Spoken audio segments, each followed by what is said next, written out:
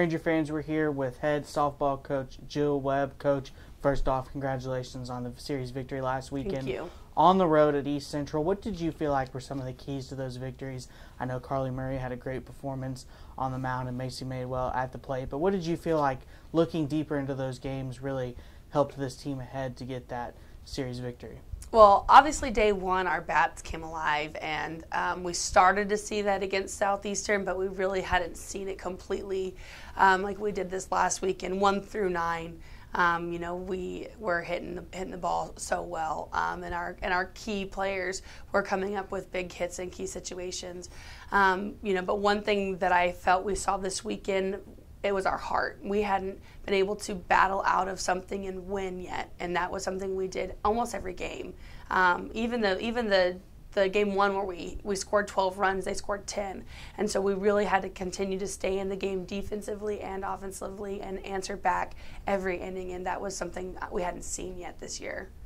This weekend, Coach, you stay on the road. This time you head over to Arkansas to face Arkansas Monticello. Talk about what it means, early on in the season to go on the road and get these road series out of the way and learn something. And what are some of those things that you learn about a team that you knew was a very veteran team coming in, but winning on the road is always so tough? What are some of the things that you've learned about this team so far this year? Honestly, I know coaches, obviously I want to be here in Alba, and I want our fans around, and I love playing on our home field, but being on the road and for this team, away from distraction, when we just get to focus on softball and just get to be with each other, we do well with that. We saw that last year. And so when we were able to come together and play well and hit the ball like we've been hitting it, home or away, it really doesn't seem to have enough total effect on these girls. We talked just a minute ago about how quickly the season gets started for baseball and softball. What do you feel like is the biggest difference in this team between that first game in Texas at the North Texas Softball Bash and now moving forward this weekend? Our pitchers are a lot more confident. They have been able to see more batters. They've won some hard-fought battles. They've just gotten more experience this year under their belt, and then our hitters, we struggled to score those runs at the beginning of the season, and 1 run in an inning. We didn't score more than 2 runs in an inning until Southeastern, and now we're stringing them together. Now we're able to come up with clutch hitting, situational hitting, and that is, I think, the biggest key for us is being able to get that big hit with the runners on, not just a solo home run, but a 2-3 run home run now.